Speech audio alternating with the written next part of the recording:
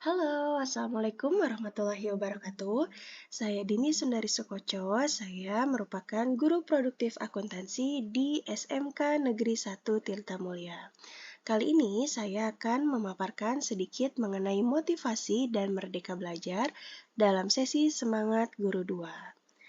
Ya, untuk yang pertama, itu sendiri tentang motivasi dan merdeka belajarnya. Ya, di sini saya mempunyai dua teori. Yang pertama, itu teori dari Maslow.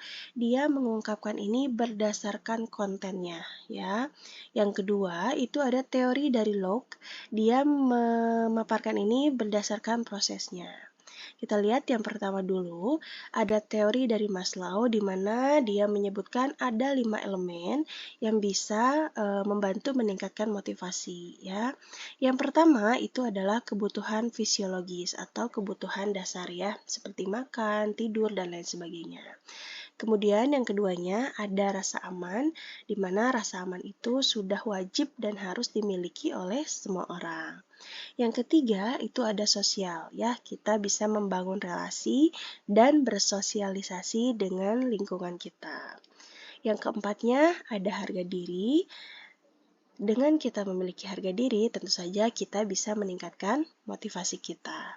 Yang kelima, itu ada aktualisasi diri, ya, dengan bagaimana caranya kita mengaktualisasi diri kita agar kita bisa lebih meningkatkan motivasi kita.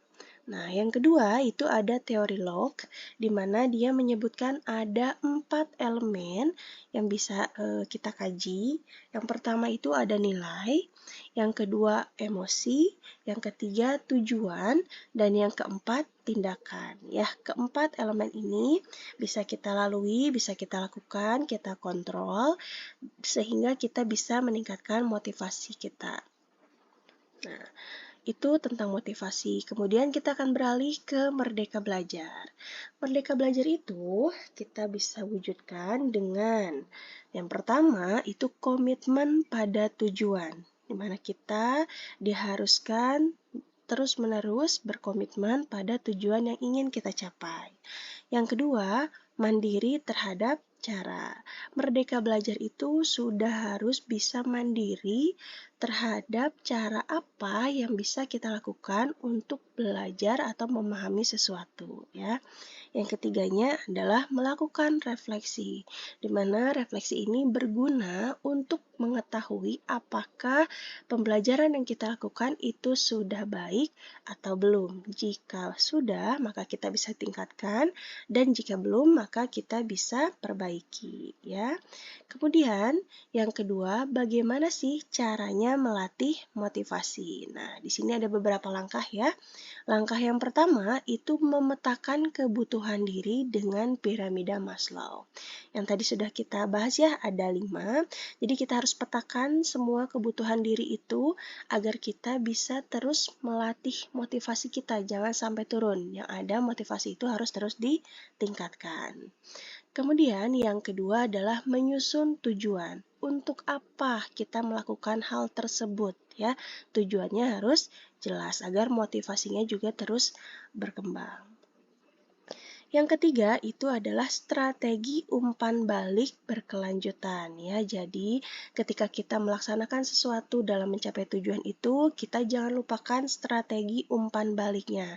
Kita lihat apakah ada kendala, apakah ada tantangan. Nah, itu kita kaji lagi, kita buat semaksimal mungkin agar kita bisa mencapai tujuan itu dengan strategi-strategi yang sudah kita tentukan, ya. Nah, itu adalah cara kita melatih motivasi.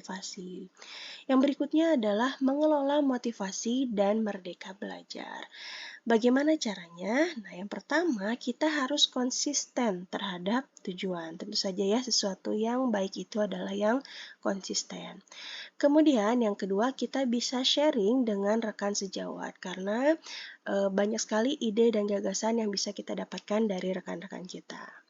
Yang ketiganya adalah menggali potensi diri, ya. Kita harus tahu kira-kira dalam diri kita itu ada potensi apa yang bisa mewujudkan atau meningkatkan motivasi kita.